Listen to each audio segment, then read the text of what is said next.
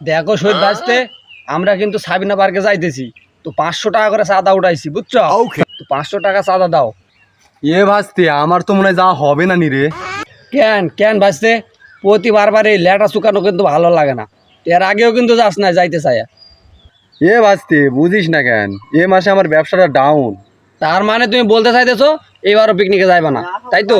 ওরে বাবা, আমি কি যাব না বলছি, যাব তো সাবিনা পার্কে না, মহাকাশে যাব একেবারে।